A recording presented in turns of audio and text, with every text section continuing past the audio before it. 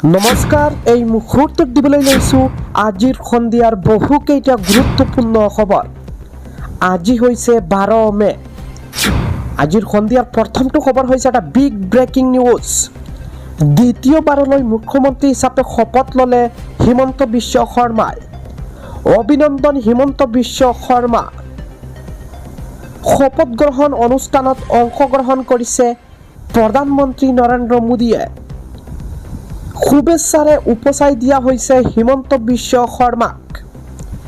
এই মুহূৰ্তত জনাই আছো এটা ডাঙৰ খবৰ।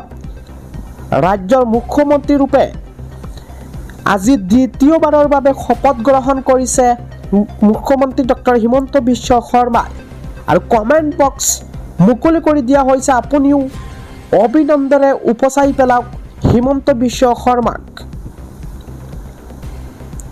আজিৰ দিনটোৰ পৰৱৰ্তী খবৰটো হৈছে মাহেন্দ্ৰক্ষণলৈ সাজু হৈছিল অসমবাসী।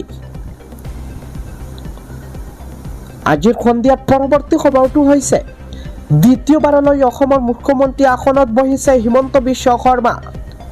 আৰু 1 লাখ লোকৰ সন্মুখত শপত ল'ব হিমন্ত বিশ্ব শৰ্মাই। বৰ্তমান সময়ত উখল মাখল পৰিৱেশ সমগ্ৰ অসমত। মছজিদে মছজিদে দোৱা কৰা হৈছে হিমন্ত বিশ্ব শৰ্মাৰ বাবে। ভাল হওক হিমন্ত বিশ্ব শৰ্মা। দোৱা মুছলমান ৰাইজৰ। শদিয়াৰ পৰা ধুবুৰীলৈকে ৰাইজ ওলাই আহিছে খানাপাৰালৈ। খানাপাৰাত উৎসৱমুখৰ পৰিৱেশ হৈছে।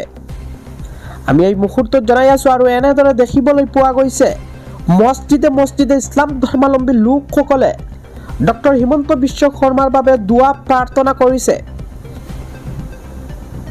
আজিৰ সন্ধিয়াৰ পৰৱৰ্তী খবৰটো হৈছে কাইলৈ 13 মে আৰু 13 মেত শ্যামকানু মহন্তৰ জামিন আবেদনৰ শুনানি।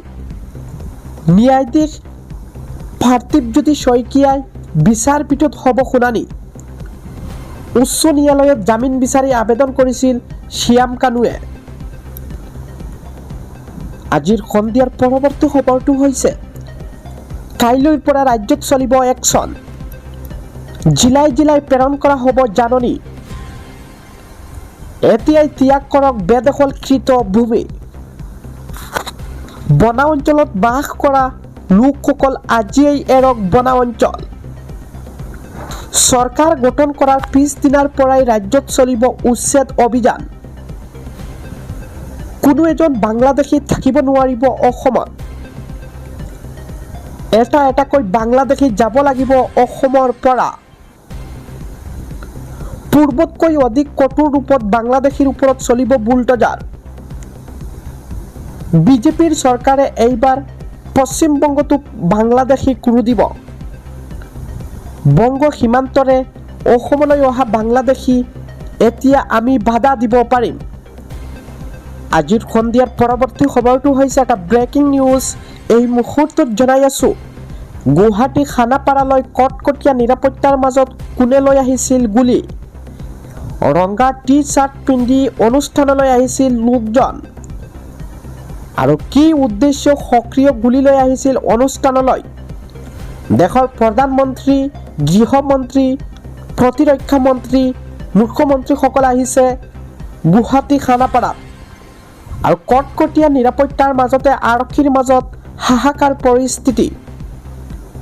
হিমন্ত মন্ত্ৰীসভাৰ শপত গ্ৰহণৰ পূৰ্বে ভয়ংকৰ অঘটন সংঘটিত হৈছে। শপত গ্ৰহণ অনুষ্ঠানলৈ অহা এজন লোকৰ পৰা আৰক্ষীয়ে উদ্ধাৰ কৰিছে গুলী। সক্ৰিয় গুলী অনুষ্ঠানলৈ লগত লৈ আহিছিল লোকজনে। লগে লগে লোকজনক আটক কৰিছে আৰক্ষীয়ে।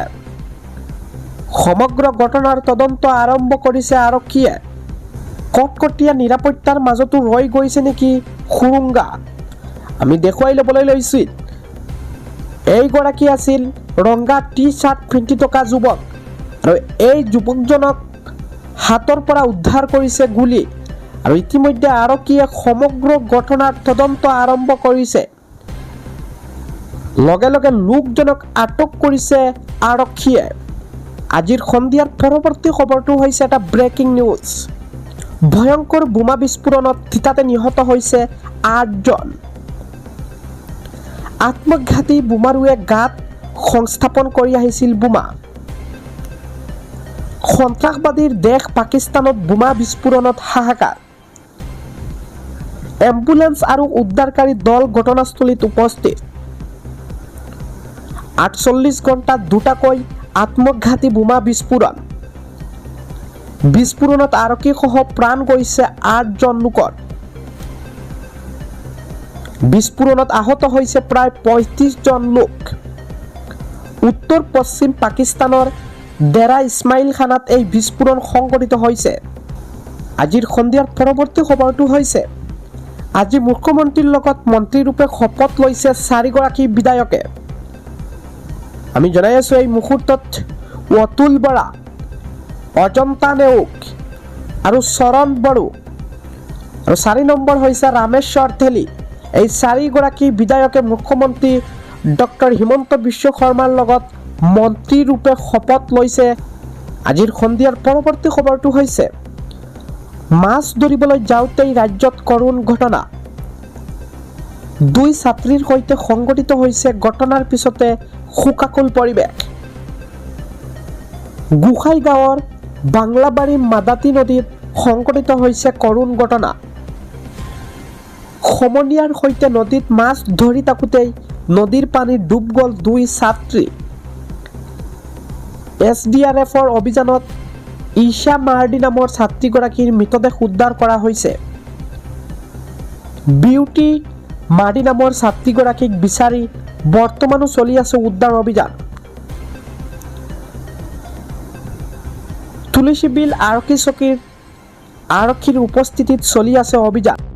আজিৰ সন্ধিয়াৰ পৰৱৰ্তী খবৰটো হৈছে পুত্ৰৰ শপত গ্ৰহণ অনুষ্ঠানত উপস্থিত হৈ ডক্টৰ হিমন্ত বিশ্ব শৰ্মাৰ মাতৃ মৃণালিনী দেৱীৰ মন্তব্য।